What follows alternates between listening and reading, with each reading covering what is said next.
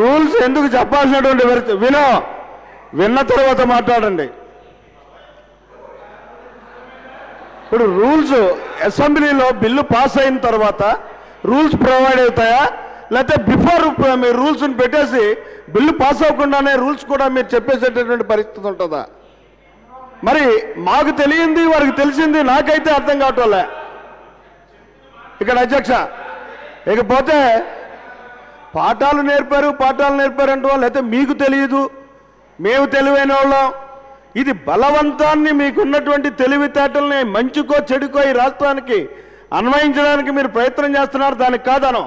కానీ మా మీద మాత్రం మీ ఆలోచన విధానాన్ని మాత్రం రుద్దడానికి ప్రయత్నం చేయకండి.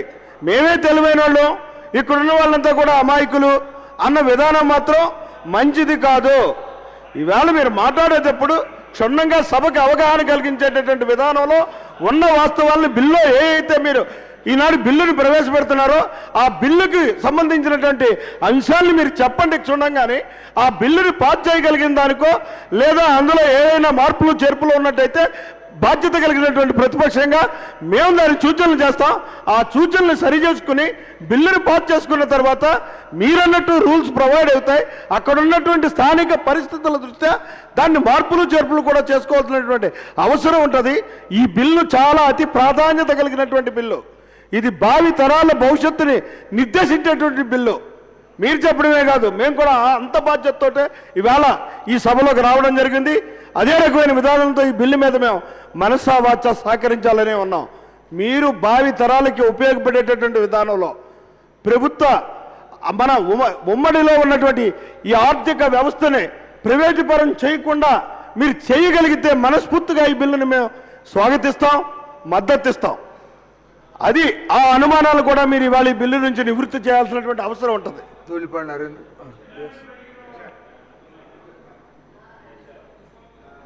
నేను అనుకున్నా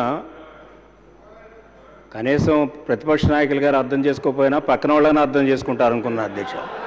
ప్రక్కన వాళ్ళు కూడా అదే పద్ధతిలో ఉన్నారు. నేను చాలా క్లియర్గా చెప్పాను, బిల్లు వస్తుంది, బిల్లు పాస్ అయిన తర్వాత బిల్లుకి బేస్ చేసుకుని రూల్స్ వస్తాయని చాలా క్లియర్గా చెప్పడం జరిగింది. మళ్ళీ దాన్ని వెనక ముందు పెడుతున్నారు. రెండోది అధ్యక్ష, నెహ్రూ గారు కూడా పాఠాలు నేర్చుకున్న వాళ్ళే చంద్రబాబు నాయుడు గారి దగ్గర. నెహ్రూ గారు పాఠాలు నేర్చుకుని అక్కడికి వెళ్ళారు, కానీ ఆ పాఠాలు మర్చిపోయి ఇంకో కొత్త పాఠాలు నేర్చుకుంటున్నాడు ఆయన అధ్యక్ష.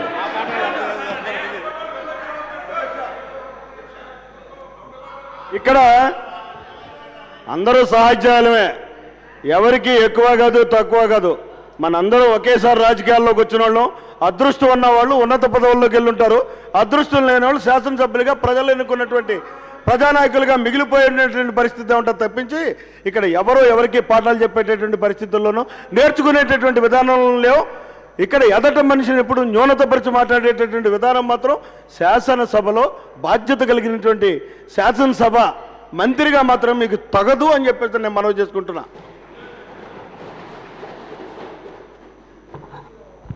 స్పీకర్ సార్, గౌరవ ప్రతిపక్ష నాయకులు లేని అంశాలను తీసుకొచ్చి ఈ సభలో ఒక గందరగోళం సృష్టించే ప్రయత్నం చేస్తూ ఉన్నారు అధ్యక్ష.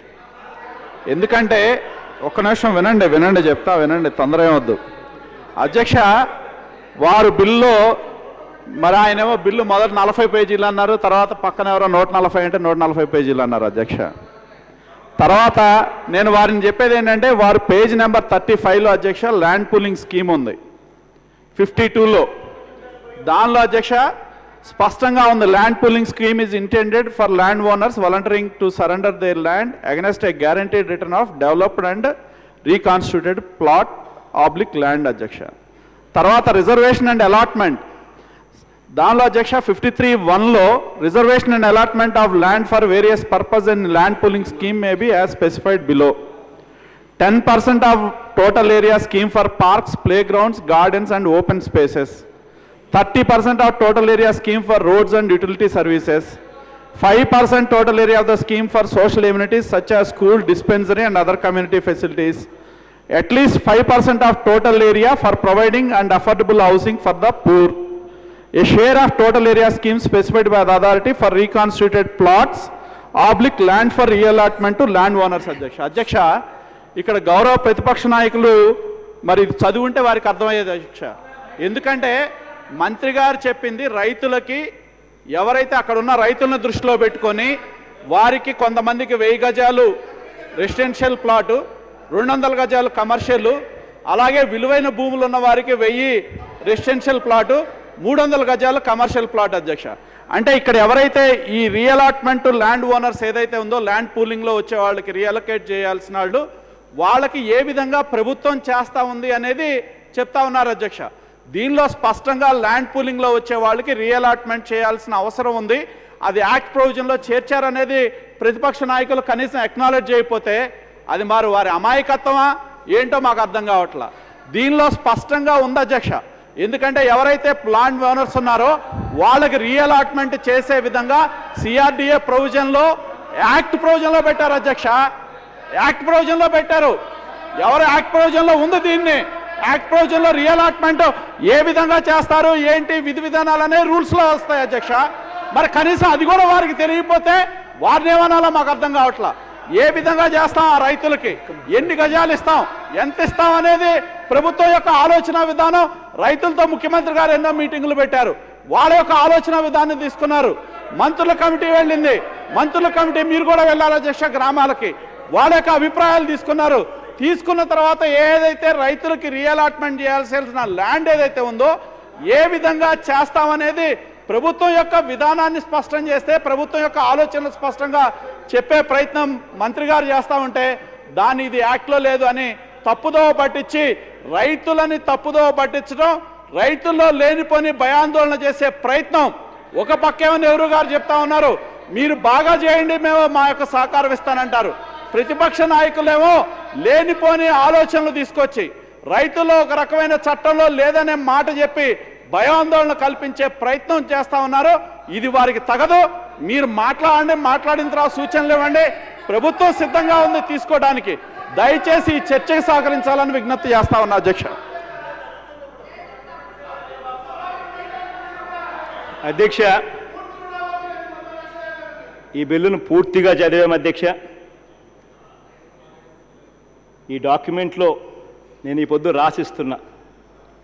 ఎక్కడైనా ఒక్క పేజీలో మీరు చూపించండి రైతులకు మేము 1200 గజాలు ఇస్తున్నామని కానీ, లేదా రైతు కూలీలకి ఇంత ఇస్తున్నామని కానీ, వాళ్లకు లేకపోతే అధ్యక్ష అధ్యక్ష అధ్యక్ష అధ్యక్ష రైతులకు ఇంత ఇస్తున్నామని కానీ, రైతు కూలీలకి ఇంత ఇస్తున్నామని కానీ, కౌలు రైతులకి ఇంత ఇస్తున్నామని కానీ దీంట్లో ఎక్కడైనా ఒక్క పేజీలో కూడా క్లియర్గా మెన్షన్ చేసినారేమో ఈ 120 పేజీల డాక్యుమెంట్లో ఒక్కసారి ఒక్క పేజీలో చూపించమని అడుగుతా ఉన్నా అధ్యక్ష. ఇంకొకటి కూడా చెప్తా ఉన్నా అధ్యక్ష, ఇవేవీ కూడా దీంట్లో మెన్షన్ చేయకుండా ఈ బిల్లుని ఇక్కడ చర్చకు పెట్టి వీటి ఏటి మీద చట్టబద్ధత అనేది లేకుండా ఓటింగ్ వేయమని చెప్పి అడుగుతా ఉన్నారు అధ్యక్ష. ఇవేటివి లేకుండానే ఓటింగ్ వేయడం అనేది చేస్తే రైతులకు, రైతు కూలీలకు, కౌలు రైతులకు మేలు చేసిన వాళ్ళం అవుతామా అని చెప్పి నేను అడుగుతా ఉన్నా అధ్యక్ష. సీఎం గారు,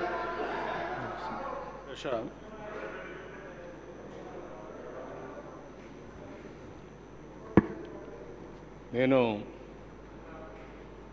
మీ దృష్టి తీసుకొస్తాను అధ్యక్ష. ఎందుకంటే చట్టం అంటే ఏ విధంగా ఉంటుందో అందరూ అర్థం చేసుకొని సహకరిస్తే సరిపోతుంది తప్ప చట్టంలో ఏం రావాలి, రూల్స్లో ఏం రావాలి అని ఏదో వాళ్ళకి తెలిసిన వాదాన్ని చేస్తే కరెక్ట్ కాదు అధ్యక్ష.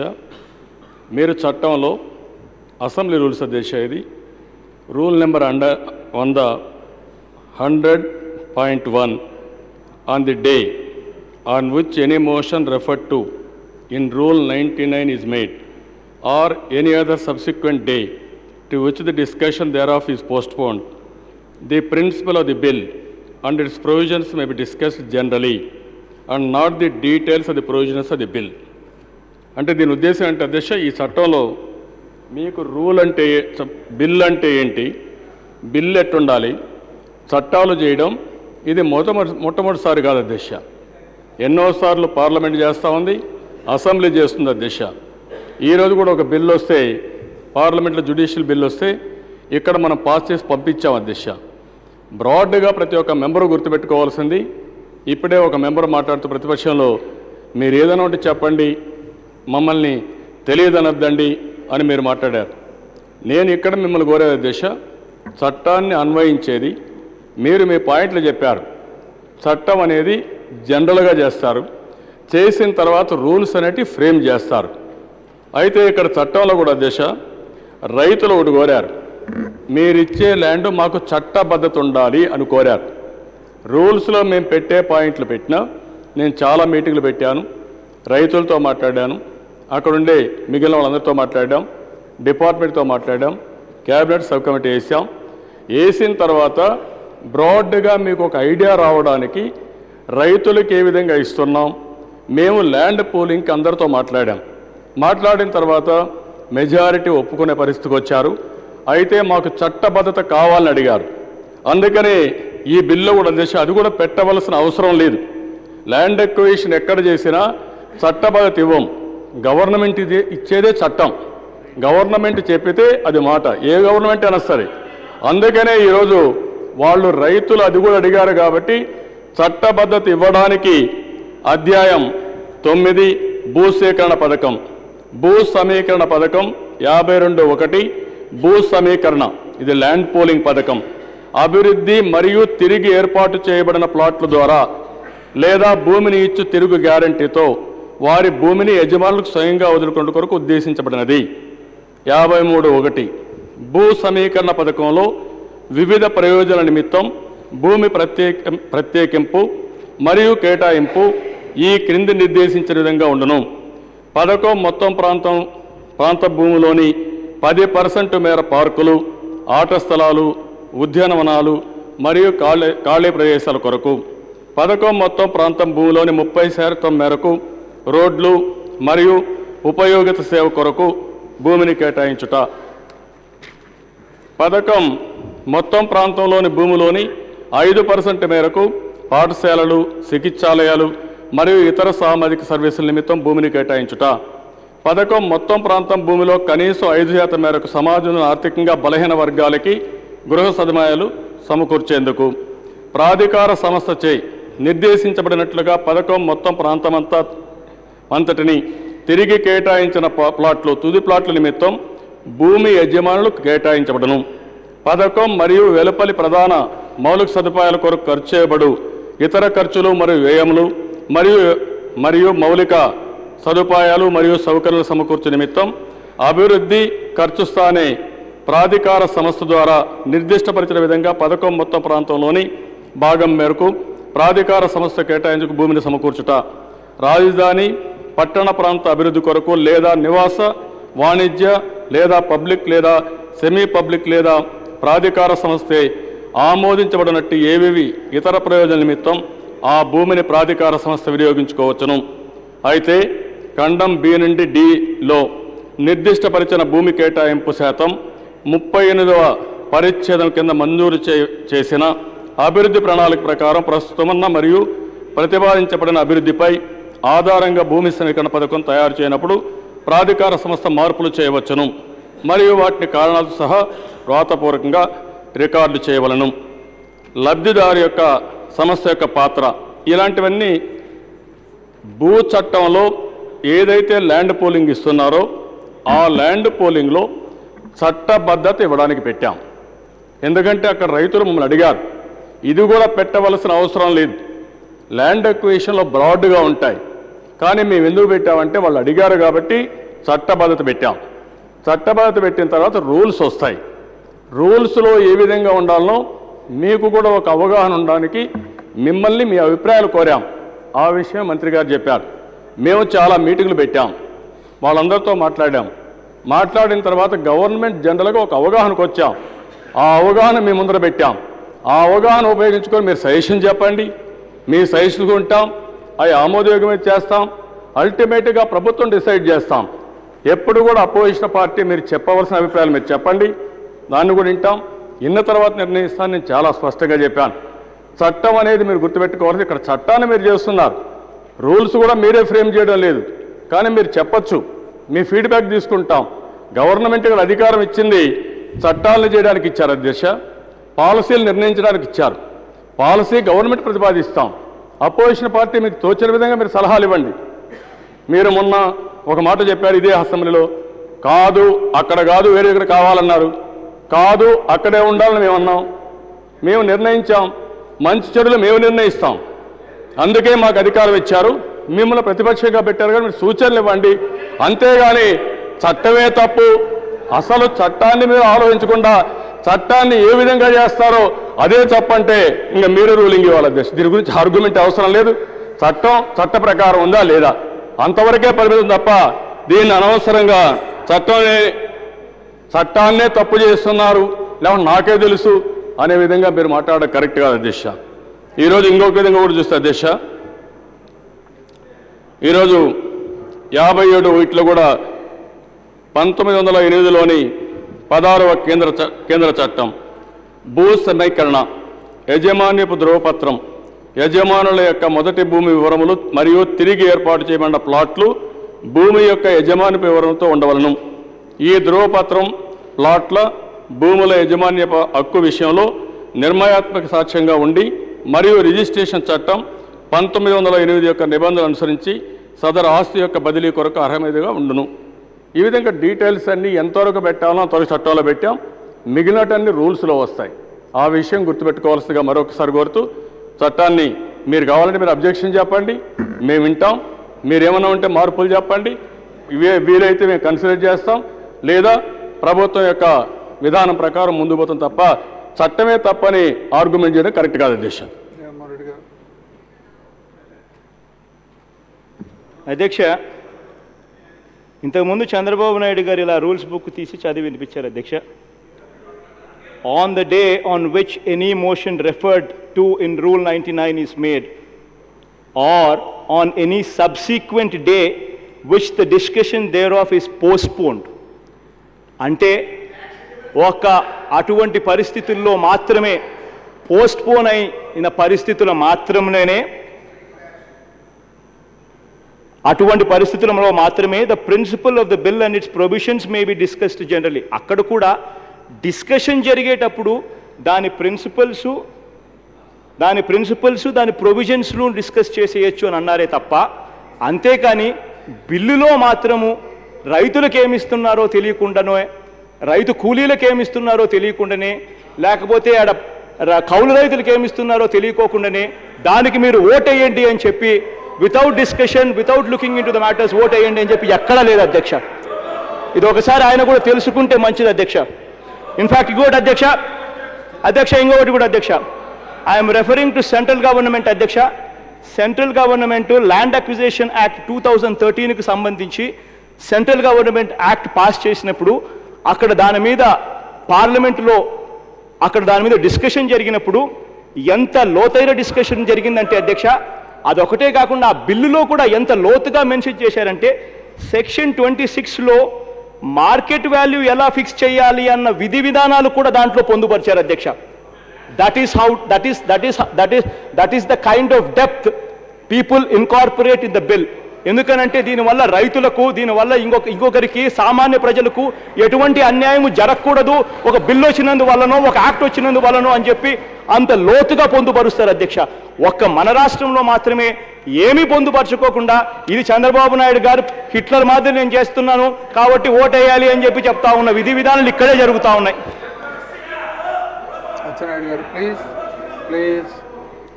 అధ్యక్ష అన్ని మాట్లాడి స్టార్ట్ చేయమంటే ఎలాగా, చెప్పాలి కదా, అన్ని మాట్లాడి స్టార్ట్ చేయమంటే ఎలాగా అధ్యక్ష. ఆయన అన్నీ మాట్లాడేసి స్టార్ట్ చేయండి అంటే దాని అర్థం ఏమైనా ఉందా, చెప్పాలి అధ్యక్ష. జగన్మోహన్ రెడ్డి నైజం అంతా మనకి ఈరోజు అర్థమైంది అధ్యక్ష.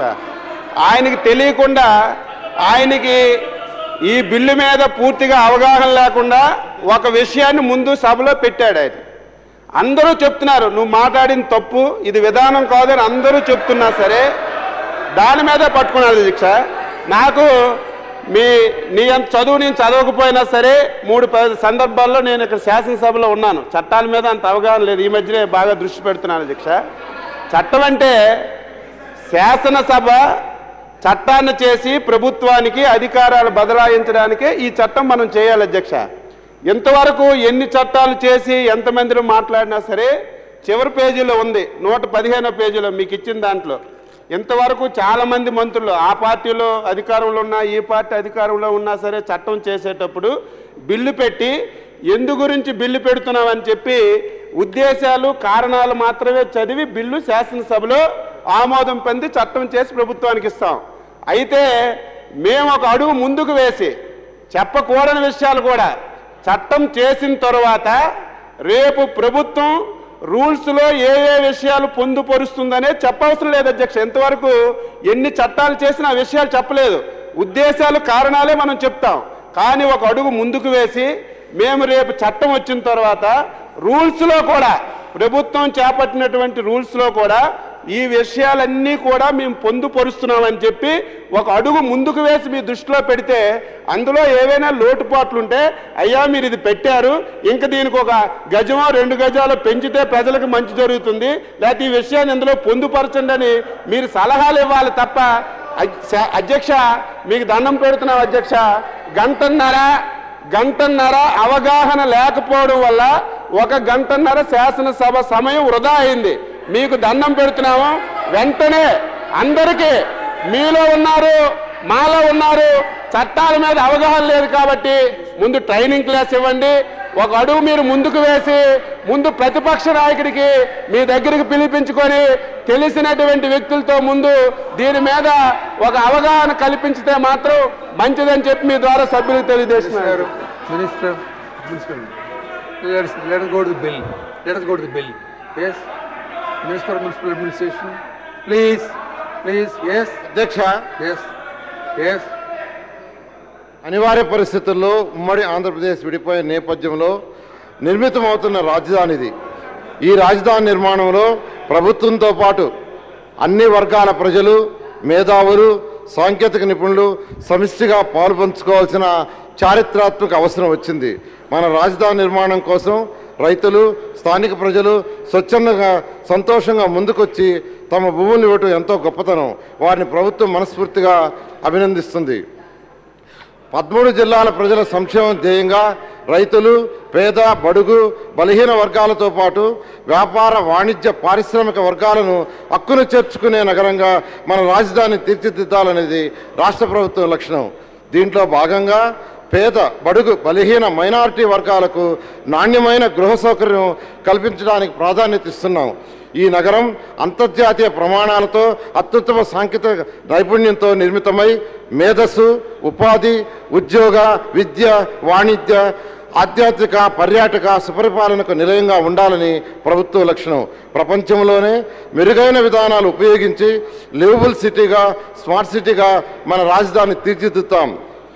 ఈ ప్రజా రాజధాని నిర్మాణం ద్వారా చరిత్ర సృష్టిస్తున్నాం. ఈ నూతన రాజధాని తెలుగు ప్రజల ఖ్యాతి, విశిష్టతలను ప్రపంచ నలుమూలలా వ్యాప్తి చేయగలదని ప్రగాఢ విశ్వాసం వ్యక్తం చేస్తున్నాను.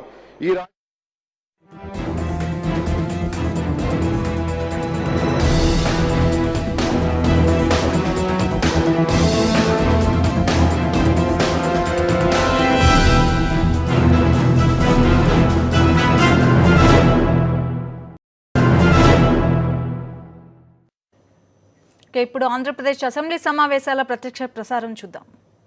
రూపొందించేందుకు లక్ష్యంగా ఈ మహానగర నిర్మాణం జరుగుతుంది. రాజధాని నగరంలో, రాజధాని ప్రాంతంలో నివసించే జనాభా మరియు ప్రతి ఏడాది కొత్తగా తరలి వచ్చే జనాభా అవసరాలను దృష్టిలో ఉంచుకొని పక్కా భవనాల నిర్మాణం పక్కాగా జరుగుతుంది. తద్వారా మురికివాడలు పెరగకుండా చూస్తాం. సామాజిక మౌలిక వసతుల కల్పనకు ఆర్థిక వనరులు సమీకరించే అధికారం కూడా సిఆర్డీఏకి చట్టం కల్పిస్తుంది. అవసరమైన నిధులను సేకరిస్తుంది, డిబెంచర్లను జారీ చేస్తుంది, కంపెనీలను ప్రారంభిస్తుంది, స్పెషల్ పర్పస్ వెహికల్స్ని ఏర్పాటు చేయడం జరుగుతుంది. ఈ అధికారాలన్నీ ఈ చట్టంలో సెక్షన్ 26, 28, 29 మరియు 13(1)లో పొందుపరచడం జరిగింది. రాజధాని నగర ప్రాంత పరిధిలోని పంచాయతీలు, మున్సిపాలిటీలు, మున్సిపల్ కార్పొరేషన్లు యథావిధిగా కొనసాగుతాయి. వాటి విధులు అవి నిర్వహిస్తాయి. అలాగే రాజధాని నగరంలో అన్ని ప్రభుత్వ శాఖలు యథావిధిగా కొనసాగుతాయి. వాటి అధిపతులు సిఆర్డీఏలోని కమిషనర్కు రిపోర్ట్ చేస్తారు. ఇప్పటి వరకు స్థానిక సంస్థల పరిధిలో ఉన్న ప్రణాళికా నియంత్రణ అధికారాలను మాత్రమే ఈ సంస్థకు కట్టబెడుతూ చట్టం సెక్షన్ 147లో పొందుపరిచాం. 1000 కోట్లతో రాజధాని ప్రాంత అభివృద్ధి మూలధన నిధిని ఏర్పాటు చేస్తున్నాం. మరో 250 కోట్ల రూపాయలతో రివాల్వింగ్ ఫండ్ను ఏర్పాటు చేస్తున్నాం.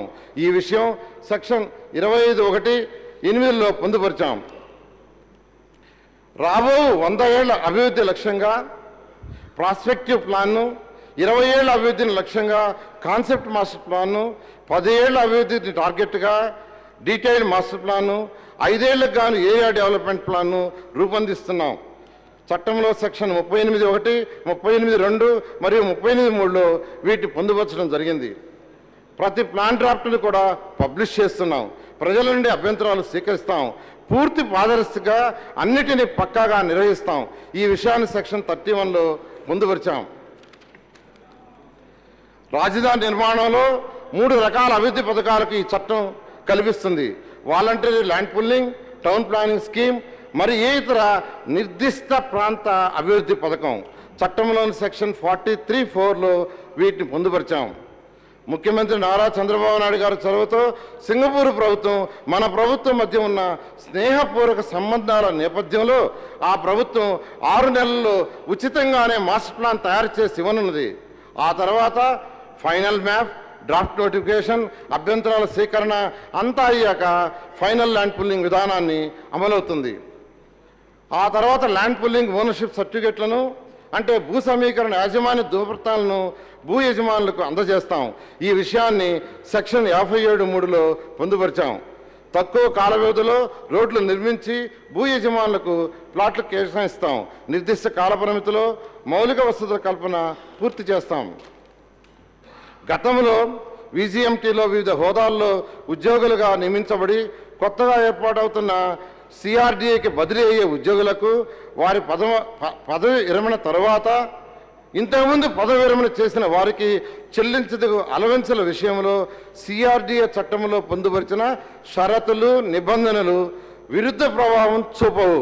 ఈ విషయాన్ని చట్టంలో షెడ్యూల్ 4(7)(1)లో పొందుపరిచాం. ల్యాండ్ ఎక్విజిషన్ చేస్తే భూ యజమానులకు లాభదాయకం కాదు. ల్యాండ్ పుల్లింగ్ పట్ల వల్ల కనీసం 5 రెట్లు వారికి పైబడి లాభం చేకూరుతుంది. అందుకే ల్యాండ్ పుల్లింగ్ చేస్తున్నాం. న్యూ చండీగఢ్లో భూ సమీకరణలో భూమిని అభివృద్ధి చేసిన అనంతరం రైతులకు 1000 చదరపు గజాల నివాస స్థలం, 100 చదరపు గజాల వాణిజ్య స్థలం మాత్రమే ఇచ్చారు. అదేవిధంగా పంజాబ్లో 1000 చదరపు గజాల నివాస స్థలం, 121 చదరపు గజాల వాణిజ్య స్థలం మాత్రమే ఇచ్చారు.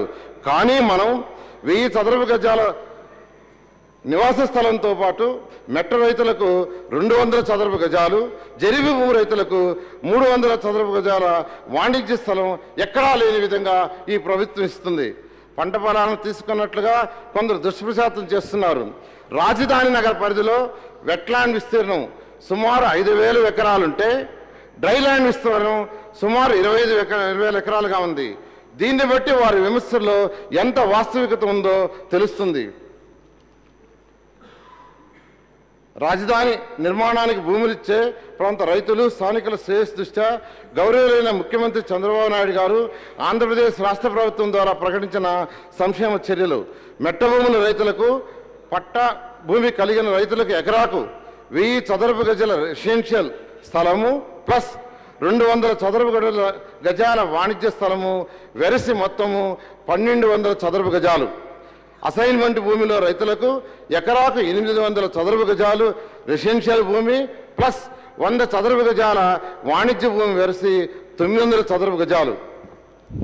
రైతుకు ఎకరాకి వార్షిక చెల్లింపు 30,000 చొప్పున 10 సంవత్సరాల పాటు ప్రతి ఏడాది పెరుగుదల 3,000 రూపాయలు. జరిబి భూముల రైతులకు, పట్టాభూమి కలిగిన రైతులకు ఎకరాకి 1000 చదరపు గజాలు రెసిడెన్షియల్ ప్లస్ 300 చదరపు గజాలు వాణిజ్య స్థలం వెరసి మొత్తం 1,300 చదరపు గజాలు. అసైన్మెంట్ భూమిలో రైతుకు ఎకరాకి 800 చదరపు గజాల రెసిడెన్షియల్ భూమి ప్లస్ 200 చదరపు గజాల వాణిజ్య భూమి వెరసి 1000 చదరపు గజాలు. రైతుకు ఎకరాకు వార్షిక చెల్లింపు 50,000 చొప్పున 10 సంవత్సరాల పాటు ప్రతి ఏడాది పెరుగుదల 5,000 రూపాయలు. భూములు అప్పగించిన 9 నెలల్లోగా భూ సమీకరణ యాజమాన్య ధృవపత్రాలను భూ యాజమాన్యులకు అందజేస్తాం. 3 ఏళ్లలో అభివృద్ధిని పూర్తి చేస్తాం. రాజధాని ప్రాంతంలో సుమారుగా 22,405 మంది రుణలబ్ధిదారులకు ఏకమొత్తంగా పంట రుణాల మాఫీ చేసేందుకు కుటుంబానికి గరిష్టంగా 1,50,000 సంబంధిత జీవో ప్రకారం రాష్ట్ర ప్రభుత్వం నిధులను మంజూరు చేస్తుంది. చట్టంలోని సెక్షన్ 51(1) ఇచ్చిన స్టాంప్స్ మరియు రిజిస్ట్రేషన్ ఫీజుల మినహాయింపుతో పాటు నాలా ఫీజు, మౌలిక వసతుల అభివృద్ధి ఫీజులను ఒకసారి మినహాయిస్తాం. ఈ ప్రాంతంలో నష్టపరిహారం పొందని భూమి లేని సుమారు 12,000 కుటుంబాలకు కౌలుదారులకు కూడా నెలకు 2,500 చొప్పున 10 ఏళ్ల పాటు రాజధాని ప్రాంత సామాజిక భద్రతా నిధి ఏర్పాటు చేసి దాని ద్వారా పెన్షన్లు ఇస్తాం. ఈ ప్రాంతంలో ఇల్లు లేని వారికి ఉచితంగా ఇల్లు కేటాయిస్తాం. రహదారుల విస్తరణలో ఇల్లు కోల్పోయిన వారికి కూడా ఈ సౌకర్యం కల్పిస్తాం. వృద్ధుల కోసం ఆశ్రమాలు నిర్మిస్తాం. స్థానిక అవసరాల మేరకు ఎన్టీఆర్ క్యాంటీన్లు ఏర్పాటు చేస్తాం. 365 రోజులు ఉపాధి హామీ పథకాన్ని అమలు చేస్తాం. నైపుణ్య శిక్షణ కార్యక్రమాలను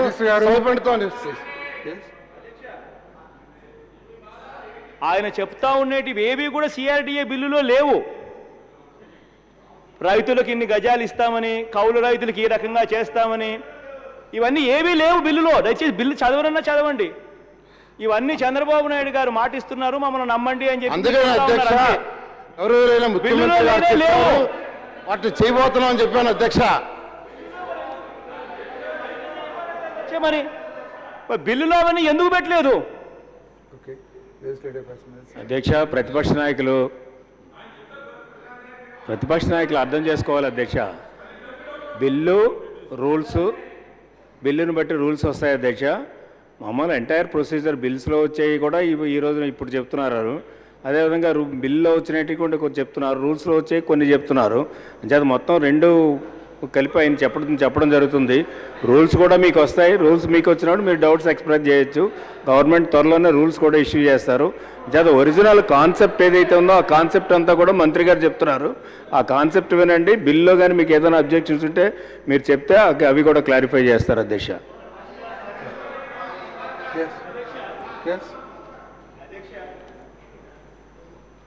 అధ్యక్ష, ఇక్కడ బిల్లు మీద సిఆర్డీఏ బిల్లును ఇంట్రడ్యూస్ చేస్తున్నారు. ఆ బిల్లు మీద డిబేట్ జరుగుతూ ఉంది అధ్యక్ష. అటువంటి బిల్లులో లేని అంశాలను ఆయన అది చేస్తారు, ఇది చేస్తారు, కౌలు రైతులకు అది చేస్తాము, రైతు కూలీలకు ఇది చేస్తాము, రైతులకు ఇంత ఇస్తాము అని పూర్తిగా బిల్లులో కనీసం పొందు కూడా కనీసం బిల్లులో పెట్టను కూడా పెట్టకుండా ఆ బిల్లు మాకిచ్చి ఆ బిల్లుతో మేము ఇక్కడ కూర్చొని ఆయన బిల్లులో లేని అంశాలన్నీ అది చేస్తాం, ఇది చేస్తామని చెప్పి ఇంకా దానికి ఎక్స్ట్రా వేసి దానికి మసాలా వేసి ఆయన చెప్తా ఉంటే అసలు ఈ బిల్లుకు మేము ఏ రకంగా ఓటేయగలుగుతాము, ఏ రకంగా ఈ బిల్లుకు మేము అంగీకరించగలుగుతాం అధ్యక్ష? కనీసం అసెంబ్లీలో డిబేట్ జరిగేటప్పుడు బిల్లులో పూర్తి వివరాలను కూడా పొందుపరచుకోకుండా, పూర్తి వివరాలను కూడా బిల్లులో పెట్టుకోకుండా, ఆయన ఇష్టం వచ్చినట్టు అవన్నీ ఏమీ పెట్టుకోకుండా బిల్లు ఇక్కడ పెట్టి తర్వాత అవన్నీ మేము చేయబోతున్నాము అని చెప్పి ఆయనంతటా ఆయన చెప్తా ఉంటే బిల్లుకు దానికి అర్థమేముంది అధ్యక్ష?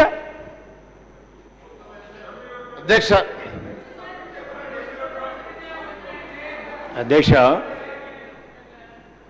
బిల్స్ ప్రవేశపెట్టేటప్పుడు ప్రతిపక్ష నాయకుడిగా డీటెయిల్గా స్టడీ చేసుకుంటే అర్థమవుతుంది అధ్యక్ష.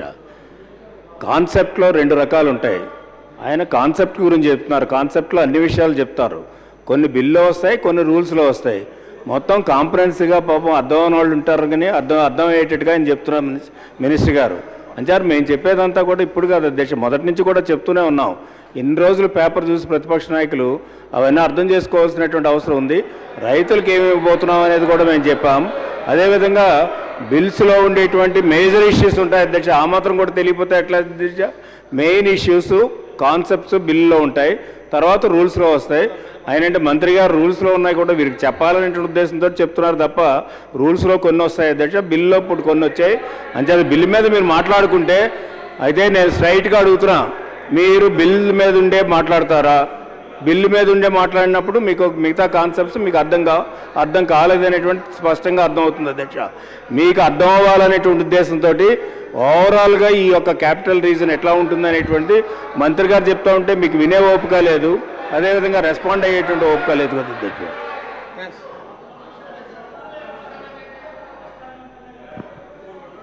2 రోజుల కిందట మా శాసనసభ్యులందరికీ ఇది ఇచ్చారు.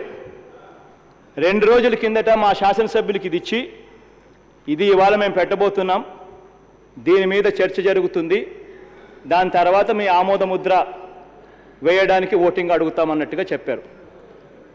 ఏ పేజీలో మీరు చెప్పేటివి ఉన్నాయో ఒక్కసారి చెప్పమని చెప్పి అడుగుతా ఉన్నా అధ్యక్ష. ఇంత 48 పేజీల డాక్యుమెంటు ఏ పేజీలో ఉందో చెప్పండి. సారీ, 120 పేజీల డాక్యుమెంటు, 120 పేజీల డాక్యుమెంట్ మీ దగ్గరనే నేను డైరెక్ట్గా ఇట్లే చూపిస్తా ఉన్నా. ఏ పేజీలో ఉన్నాయో రైతులకి ఇంత ఇస్తామని, కౌలు రైతులకి ఇంత ఇస్తామని, వ్యవసాయ కూలీలకి ఇంత ఇస్తామని చెప్పి ఏ పేజీలో ఇంత ఉందో చెప్పండి అధ్యక్ష.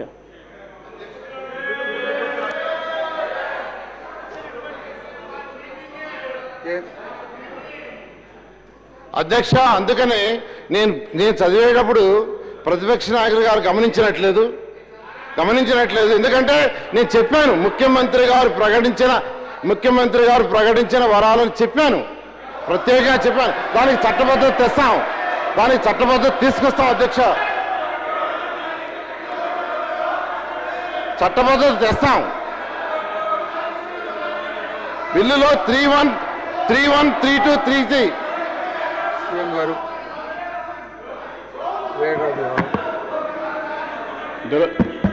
అధ్యక్ష, దురదృష్టం ఏంటంటే అధ్యక్ష, మీరు ఇంకా కొన్ని ట్రైనింగ్ క్లాసులు పెట్టాలి అధ్యక్ష. మేము 30 ఏళ్ళు ఇదే హౌస్లో ఎన్నో బిల్స్ పాస్ చేసాం అధ్యక్ష. కొత్త వాళ్ళు చాలామంది వచ్చారు, బిల్ అంటే తెలియదు, రూల్స్ అంటే తెలియవు, ఇక్కడ ఏ విధంగా ఏ బిల్లు వస్తుందని ప్రొసీజర్ తెలియదు, ఏదంటే మాట్లాడుతున్నారు అధ్యక్ష. అందుకనే ఒకటి గుర్తుపెట్టుకోవాలి, బిల్ అనేది శాశ్వతంగా ఉండేది, దీనికి అధికారాలు ఉంటాయి. ఇందులో బిల్లుని బేస్ చేసుకొని రూల్స్ డ్రాఫ్ట్ చేస్తాం. ఆ రూల్స్ అనేవి 1 టైం జరుగుతూ ఉంటాయి. అది కూడా తెలియకుండా ఏదో మేధావుల మారిగా మీరే మాట్లాడితే ఏం చెప్పాలని నాకైతే అర్థం కావడం మతిపోతా ఉంది. మాకు 30 ఏళ్ళు రాజకీయాలు చేశాం ఈ హౌస్లో. మీరు 6వ 7వ అధ్యక్ష, మీరు 6వ 7వ మీరున్నారు.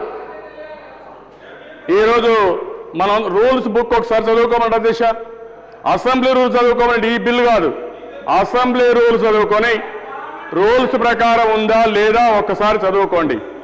మంత్రి గారు ఏం చెప్పారు అధ్యక్ష, 52(1) భూసేకరణ పథకం అభివృద్ధి మరియు తిరిగి ఏర్పాటు చేయబడిన ప్లాటు లేదా భూమిని తిరిగి ఇచ్చు గ్యారంటీతో వారి భూమిని యజమానులకు స్వయంగా వదులుకునే కొరకు ఉద్దేశించబడినది.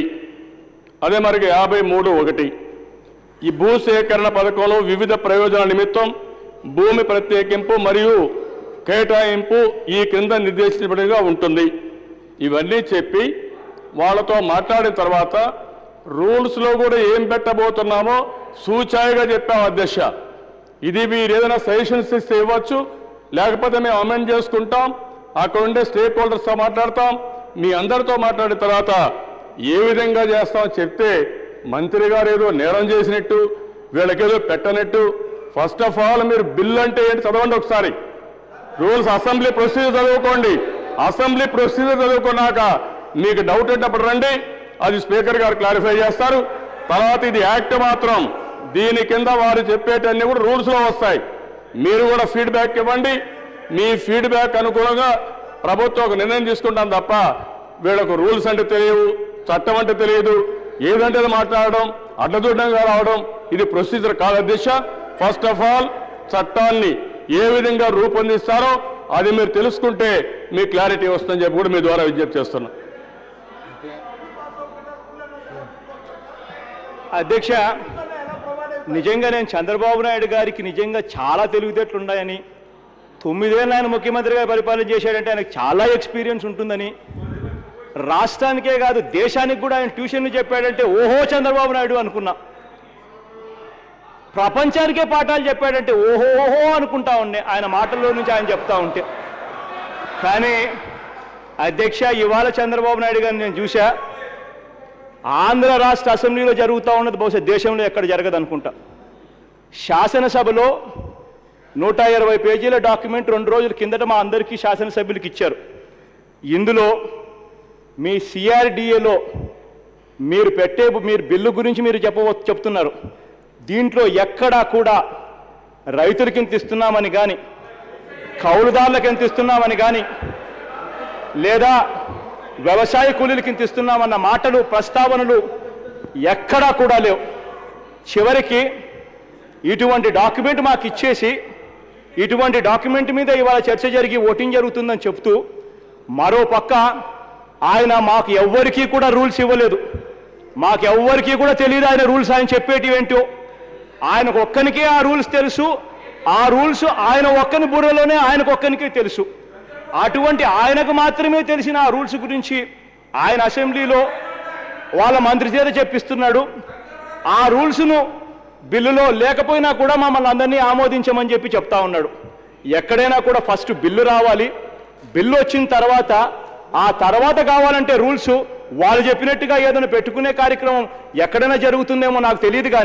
కానీ ఎక్కడైనా కూడా ఓట్లేసేటప్పుడు ఎందుకు ఓట్లేస్తున్నామో కూడా తెలియకోకుండా, రైతులకు ఎంత ఇస్తున్నామో కూడా తెలియకోకుండా, కౌలుదారులకు ఎంత ఇస్తున్నారో కూడా తెలియకోకుండా, రైతు కూలీలకు ఎంత ఇస్తున్నారో కూడా తెలియకోకుండా ఆ బిల్లుకు మా చేత ఓటేయించే కార్యక్రమం చేస్తూ ఉంటే, ఆ రూల్స్ అన్నది ఆయనకొక్కరికి తెలిసిన రూల్స్ గురించి ఆయన మాట్లాడుతూ ఉంటే, ఎవరికి చెప్పని రూల్స్ గురించి మాట్లాడుతూ ఉంటే, ఆ రూల్స్ బిల్లులోకి రాకపోతే, అది యాక్ట్లోకి రాకపోతే అది ఏ రకంగా అది న్యాయం చేసిన వాళ్ళు అవుతారు అధ్యక్ష?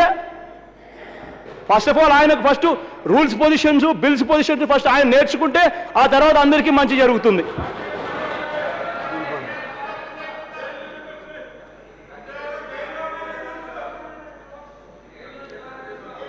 అధ్యక్ష, చంద్రబాబు నాయుడు గారు చాలామందికి పాఠాలు చెప్పారు అధ్యక్ష. అనేక దేశాల్లో ఆయన వినండి, తొందరపడకండి. చాలా పాఠాలు చెప్పారు. ఆయన నేర్చుకున్నది చాలా ఉంది. ఆయన 32 ఇయర్స్ రాజకీయ జీవితంలో ఆయన నేర్చుకోవడమే కాకుండా ఎదుటి వాళ్ళకు కూడా నేర్పారు. ఆయన కూడా నేర్చుకున్నారు అధ్యక్ష, దాంట్లో అనుమానం లేదు. కానీ ఆయన చెప్పినవన్నీ కూడా ఎదుటి వాళ్ళు అర్థం చేసుకునే వాళ్ళకి చెప్పారు అధ్యక్ష. ఆయన చెప్తా ఉంటే ఎదుటి వాళ్ళకి అర్థం కావడం లేదు. దానికి మేమేం చేయలేము అధ్యక్ష. పాపం మొండి పట్టుకొని నాకు అర్థం కాలేదని చెప్పలేక పాపం రూల్స్ ఏవేది చాలా కేటగారికల్గా చెప్పాం. యాక్ట్ వేరు, రూల్స్ వేరు. యాక్ట్లో ఉండేటువంటి ప్రావిజన్స్ని బేస్ చేసుకుని రూల్స్ ఫ్రేమ్ అవుతాయి అధ్యక్ష. అంచేత ప్రతిదానికి కూడా government has got power to make rules అనేటువంటి ఒక ప్రావిజన్ ఉంటుంది చట్టంలో. అట్లాగే రెగ్యులేషన్ చేయడానికి చట్టంలో ఒక పోర్షన్ ఉంటుంది. ఈ ప్రావిజన్స్ బేస్ చేసుకుని రూల్స్ తయారవుతాయి. రూల్స్ తయారయ్యేటప్పుడు కూడా, రూల్స్ తయారైన తర్వాత కూడా ఇంప్లిమెంట్ చేసే ముందు మళ్ళీ శాసనసభకు ఆ రూల్స్ వస్తాయి మన అప్రూవల్కి. అంచేత ఇది ప్రొసీజర్ తెలుసుకోకుండా చంద్రబాబు నాయుడు గారు ఎంతోమంది పాఠాలు చెప్పారు. నాకు చెప్పినా కానీ నాకు అర్థం కావడం లేదంటే అది మా దురదృష్టం అధ్యక్ష. మీకు అర్థం కాకపోతే మేమేం చేస్తాం? రూల్స్లో ఉండేటువంటి సిస్టమ్, మనకి అసెంబ్లీ రూల్స్లో ఉండేటువంటి సిస్టమ్ ప్రకారంగానే బిల్లు తీసుకొచ్చాం. బిల్లు పాస్ అయిన తర్వాత ఆ యొక్క యాక్ట్ ప్రావిజన్స్ ఏవైతే ఉన్నాయో యాక్ట్లో ఉండేటువంటి ప్రావిజన్ బేస్ చేసుకుని రూల్స్ తీసుకొస్తాం. ఆ రూల్స్లో డీటెయిల్డ్గా అన్నీ కూడా పెడతాం. చట్టానికి ఎంత పవర్ ఉంటుందో రూల్స్కి కూడా అంతే పవర్ ఉంటుంది. ఆ మాత్రం కూడా అపోజిషన్ గారు లీడర్ గారు తెలుసుకోకపోతే, అందుకని నేను ఒకసారి అన్నాను అధ్యక్ష, మాకు యాక్సిడెంటల్ అపోజిషన్ లీడర్ గారు దొరికారు. మామూలుగా రెగ్యులర్గా అనుభవం ఉన్నటువంటి అపోజిషన్ లీడర్ వస్తే బాగుంది అధ్యక్ష. ఏదో యాక్సిడెంటల్గా ఆయనకి అవకాశం వచ్చింది, ఆయన వచ్చారు. అంచేత ఇప్పటికైనా అర్థం చేసుకోండి, స్టడీ చేయండి, మీరు అర్థం చేసుకుని వినండి. ఇప్పటికైనా చాలా కేటగారికల్గా చెప్తున్నాం. యాక్ట్కి సంబంధించినటువంటి రూల్స్ వస్తాయి, రూల్స్లో అన్ని ప్రావిజన్స్ వస్తాయి, యాక్ట్లో మెయిన్ ప్రావిజన్స్ వస్తాయి, యాక్ట్ బేస్ చేసుకుని రూల్స్ వస్తాయి, రూల్స్ కూడా మన అసెంబ్లీకి వస్తాయి, అప్పుడు మనం అప్రూవ్ చేయడానికి అవకాశం ఉంటుంది.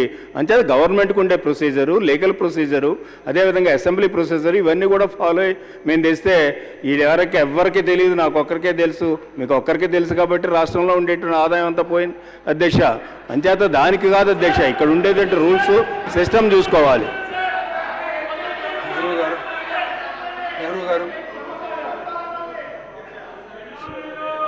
అధ్యక్ష, ఇప్పుడు లెజిస్లేటివ్ అఫైర్స్ మినిస్టర్ గారు మాట్లాడుతూ బిల్స్ రూల్స్ గురించి చెప్పారు. అసలు బిల్ అన్నది పాస్ కాకుండా అసెంబ్లీలో రూల్స్ ఎలా ప్రొవైడ్ అవుతాయి నాకు తెలియదు.